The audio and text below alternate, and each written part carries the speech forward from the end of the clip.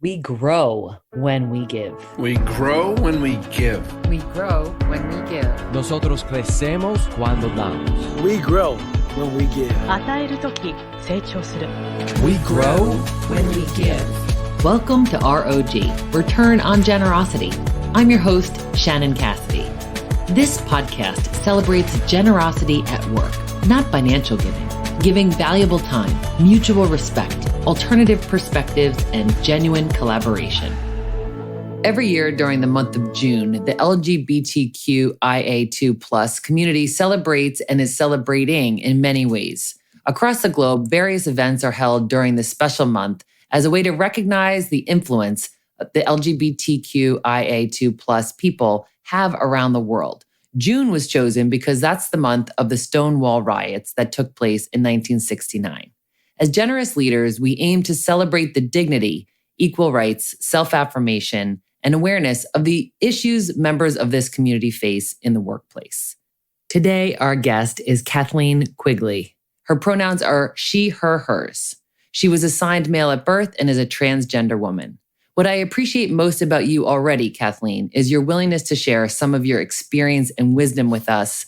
Welcome to ROG, Cathleen. Thank you so much, Shannon. I'm glad to be here. Great to have you here. Great to meet you. And I really look forward to learning with you.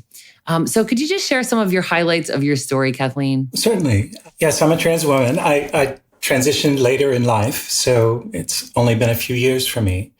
But I started out just as a lot of people do. I'm pretty old. I'm 60. So I grew up in the 60s in Washington, D.C.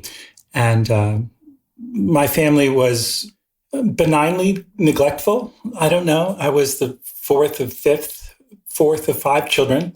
And I just sort of was left to my own devices. And I knew something was wrong with me from very early on. But honestly, I had no way of conceiving that what a transgender person was. I had no idea. I just knew there was something very wrong.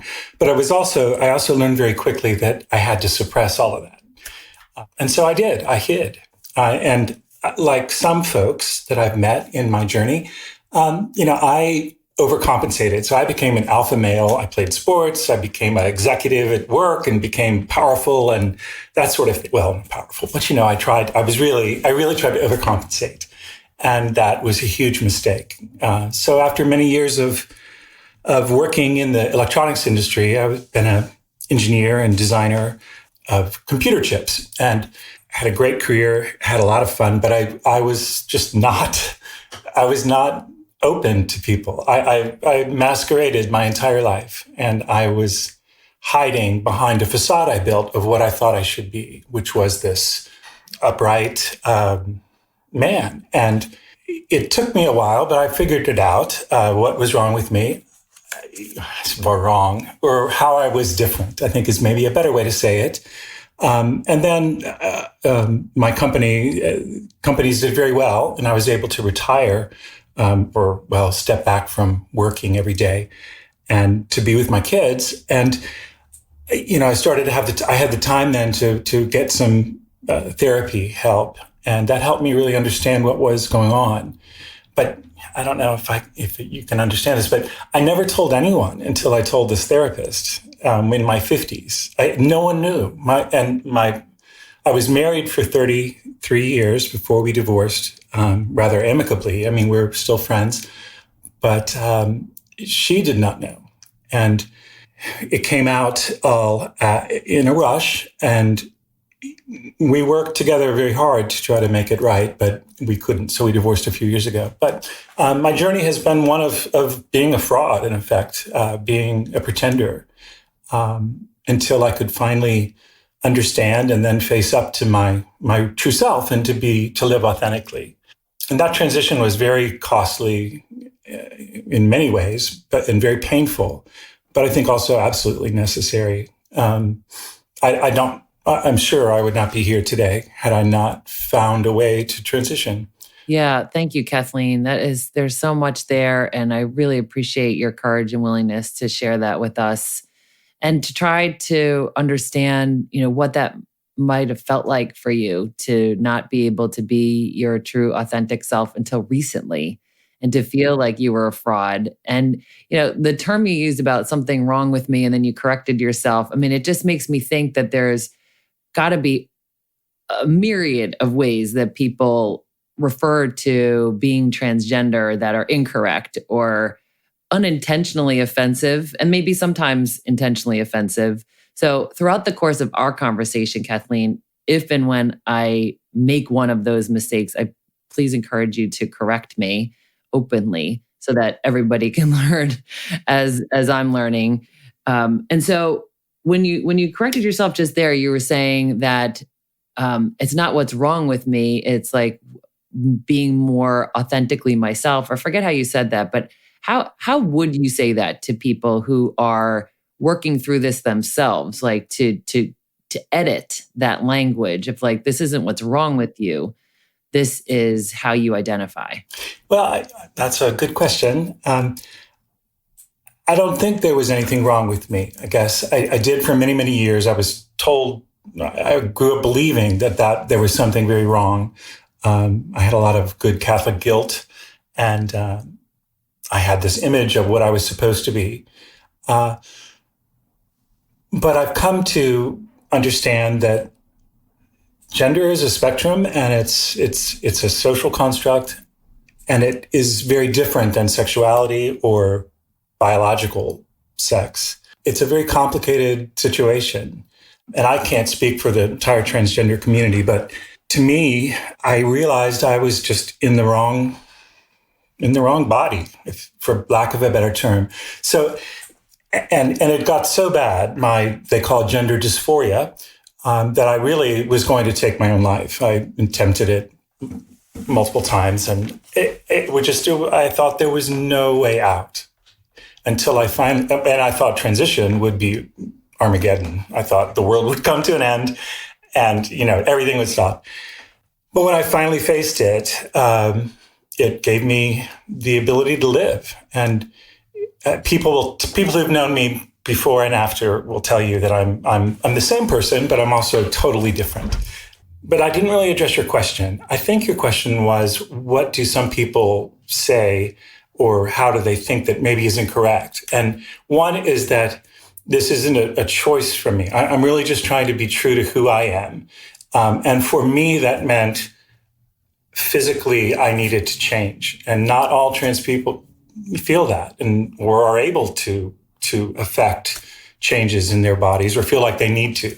I did. I felt like, okay, I was male. I shouldn't have been. I should be female. So I've addressed trying to do that. But the bottom line is that it's who you are. And it's not a choice. It's not a fad. And I would say it was the hardest, most difficult thing I've ever done. And I wouldn't wish it on my worst enemy. It's horrendous. It's very difficult. So it's not a choice, and it's not a lifestyle choice, I guess is the big thing. The trouble with your question, though, I think, is that there is such a variety of ways that people now understand their gender. I'm very, binary is not even a good word because that's used for some other things, but I very much see it as I was male, but I really was female, and so I needed to switch, A, B.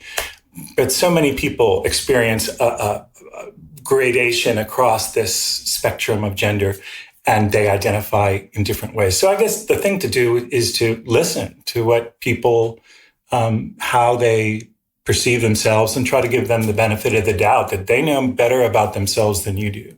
Absolutely. Yes.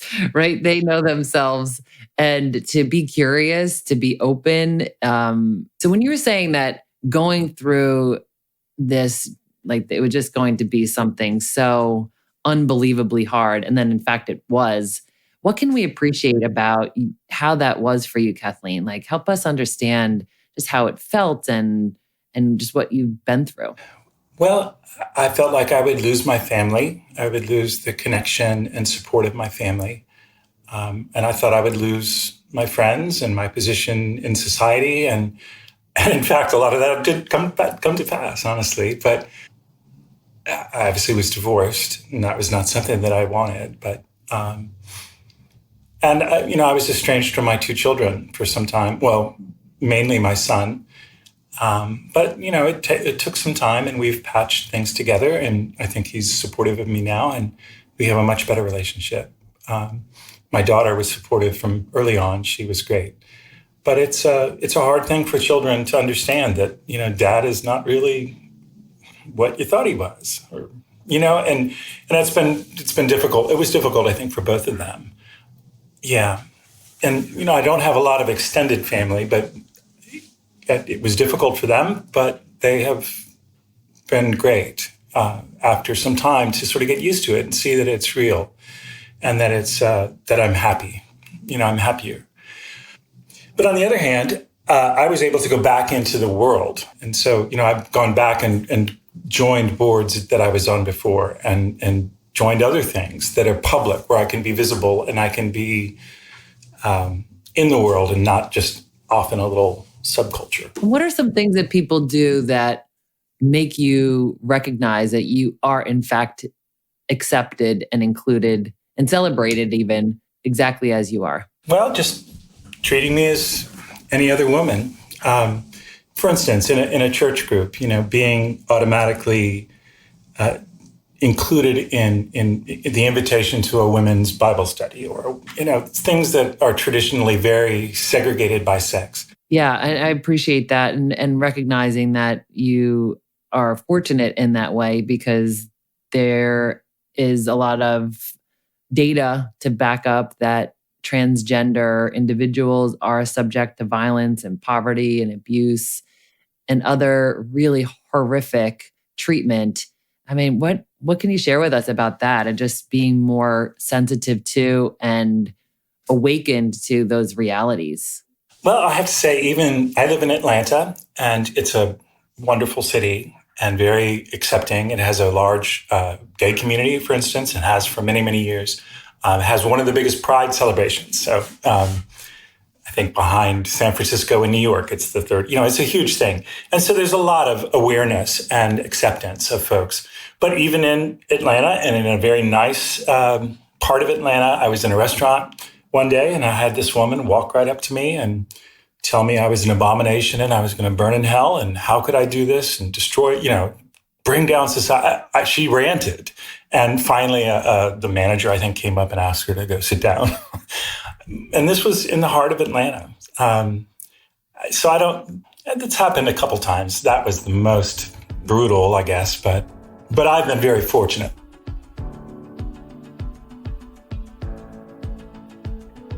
When we come back, Cathleen will share some of the practical ways others can help when witnessing discrimination and disrespect. Hello, I'm Marianne Newell, Assistant Director of College Support at St. Joseph University's Kinney Center for Autism Education and Support. Located in Philadelphia, the Kinney Center has a twofold mission: to educate and train the autism professionals of tomorrow while supporting and serving the individuals and families affected by autism today. I'm part of the Aspire College Support Team, helping St. Joseph's University students with autism achieve collegiate success through social and executive functioning support. Learn more about our services by visiting sju.edu/KINNEY.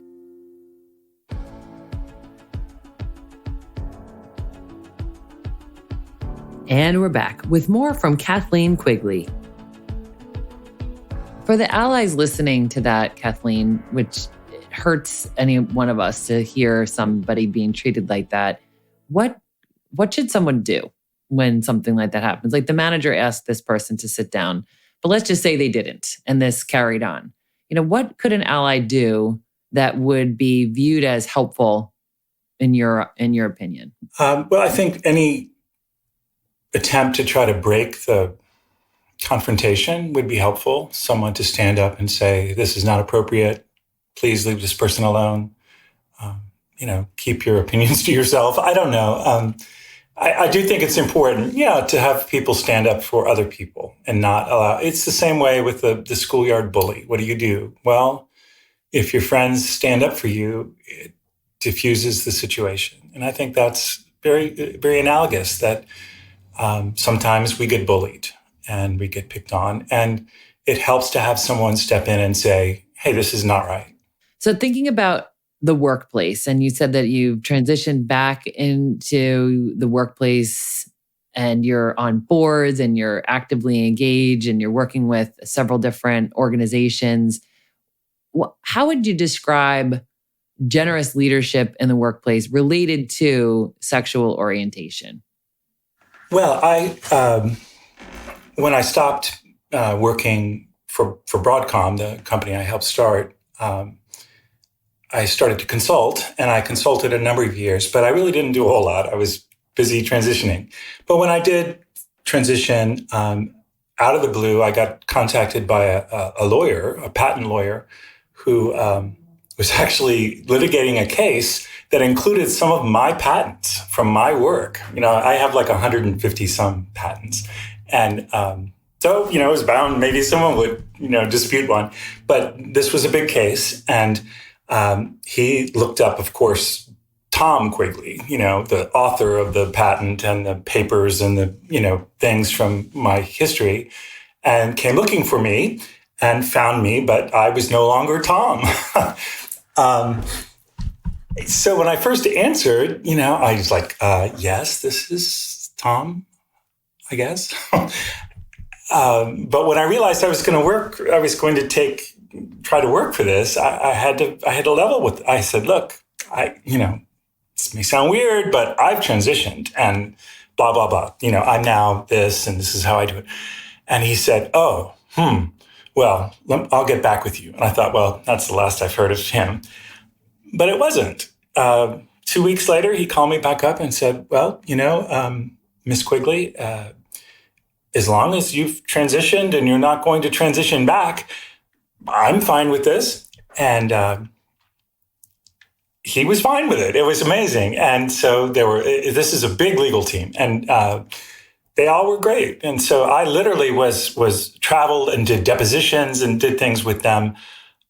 Oh gosh, just months after being full time. So it's a process and it takes time to figure out. And so I was very awkward, and yet they just were so great and they didn't know me. Maybe they wanted my expertise, and, maybe there was a reason why they went the extra mile, but they did. And the case lasted a good 5 years and went to trial last year or during COVID.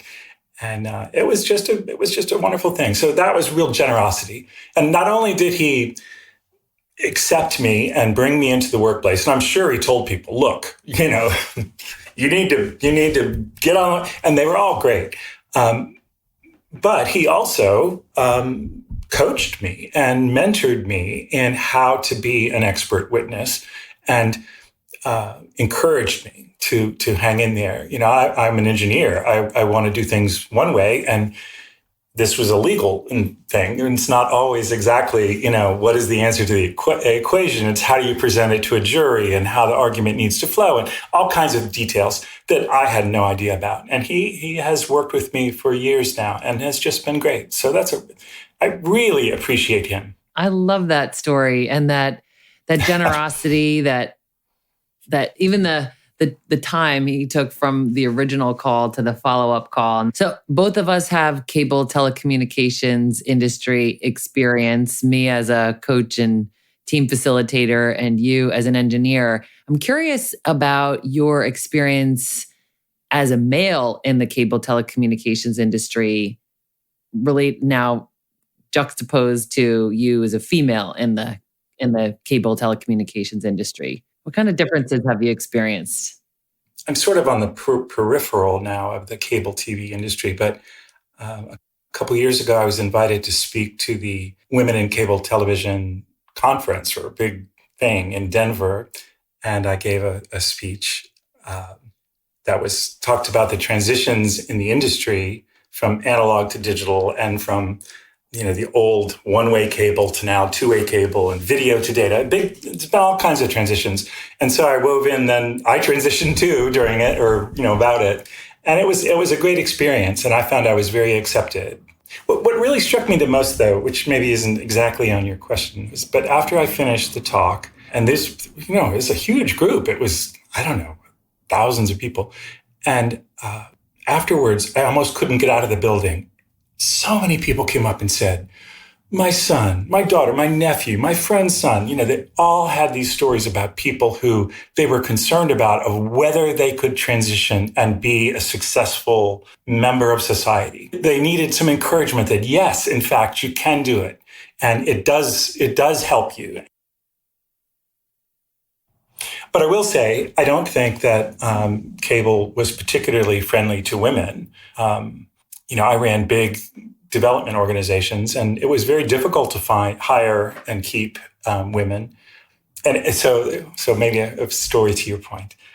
While I was at Broadcom, I had this absolutely brilliant woman working for me, just scarily brilliant and diligent, hard work. She was just great, the best sort of employee ever.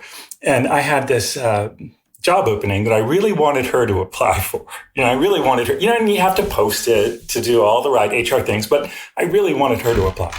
And so, I pulled her into my office one day and I said, I was really hoping you'd put in your resume, but we need to get moving on this. And she said, oh, no. I looked at the list of requirements, and I only had really 7 or 8 out of the 10 things you listed, so I'm not qualified. And yet she was, and she needed that confidence and that boost to say, I'm going to go do this. I'm going to try to do this. And so, I felt like it was important to try to mentor her. But I had very few opportunities because there were very few women in the industry. Yeah. And I want to go back to the reaction of the audience at the Women in Cable event that you spoke at, and for all of the people seeking support and advice and encouragement from you.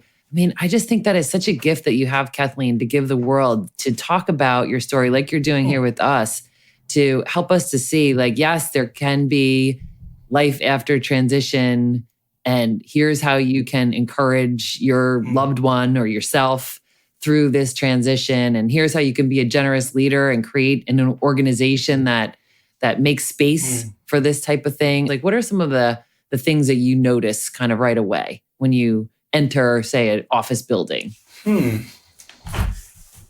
Well, I think I feel more at ease when I see employees that sort of match the demographics of the world.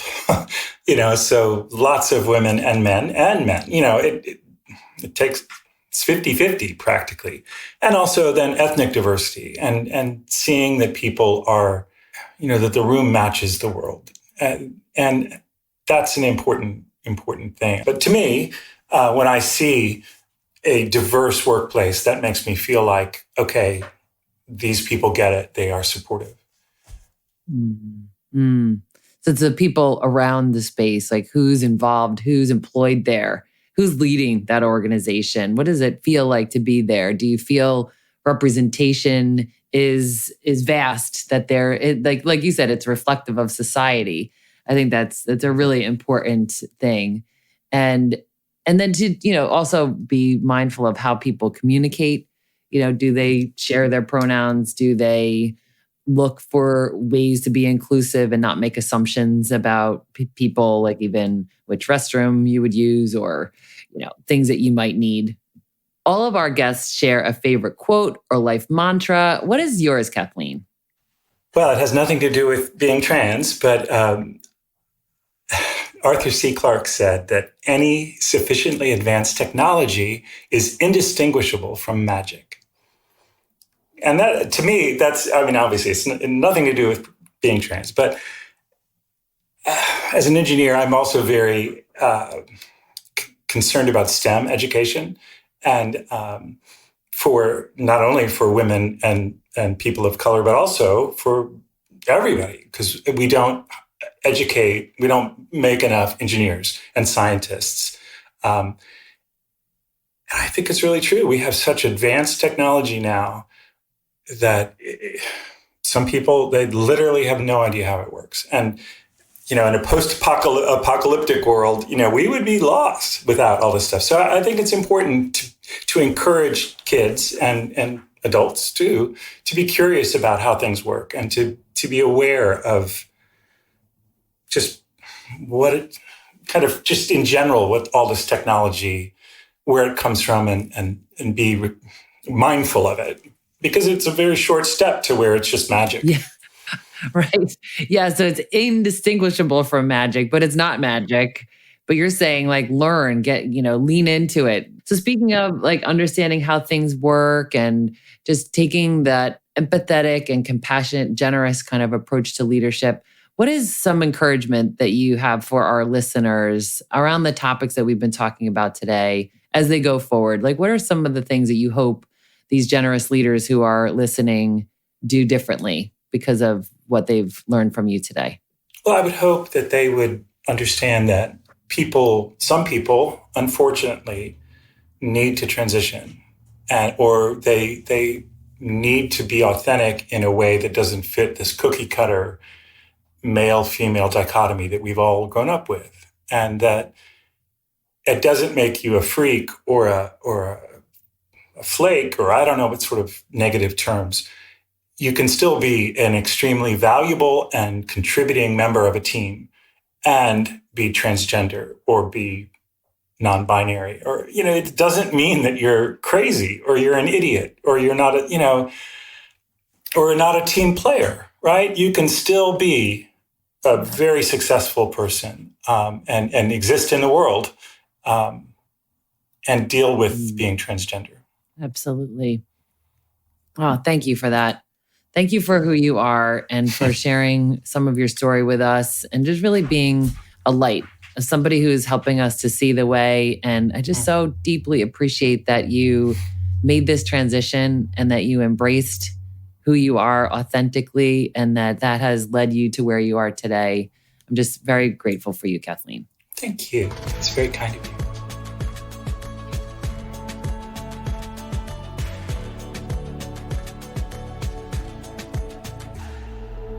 ROG takeaway tip: how to apply what we've learned to our own work and lives. Let's start with language and vocabulary. We'll look at the acronym LGBTQIA+. It stands for lesbian, gay, bisexual, transgender, queer or questioning, intersex, asexual, ally, and the plus intends to include all of those not specific to one of those identities. Getting the language right is challenging for some. And it's not a question of if we're going to make a mistake. It's when we're going to make a mistake. And what's important is to identify and learn from those mistakes. For example, in this episode, I made the mistake of saying sexual orientation when I meant sexual identity. It's two different things. Sexual orientation is who I love and am attracted to sexually, and sexual identity is the sex that I identify with. My sexual orientation is heterosexual, and my sexual identity is female, which makes me cisgender. Cisgender is the term used to describe someone who identifies with the gender assigned at birth. Side note, the most inclusive way to say this is gender assigned at birth, not born a female. Kathleen was assigned male at birth and identifies as a female.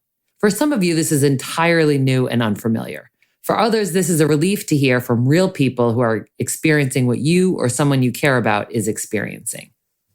Gaining familiarity, awareness, and knowledge about what it means to be transgender begins with an open heart and mind. It's a matter of life and death. The trans community is the most discriminated against and marginalized, especially those who are in the BIPOC, Black, Indigenous, and people of color, transgender community. Kathleen said it best. Real people actually can and do transition. While unbelievably challenging and costly, it's necessary and life-changing, and it's often life-saving. No one would ever choose to be trans. It's the most difficult thing that she's ever had to deal with. Think about that. Here's a person who's extraordinarily smart, talented, accomplished, and gifted. She's achieved the milestones that most associate with success, and yet she didn't think she could be herself. This episode is a call to action, to learn about people from other communities, to be our best and our most authentic selves, and to create workplaces where everyone belongs. Join us next week with Rhodes Perry. Until then, stay open, inclusive, and generous, everyone. Thanks for listening to ROG, Return on Generosity Podcast. Please help us grow by subscribing and reviewing us on your favorite podcast player. And for more information, visit bridgebetween.com. We grow when we give. 우리는 나누면서 성숙합니다. We grow when we give. On rayonne quand on donne. We grow when we give.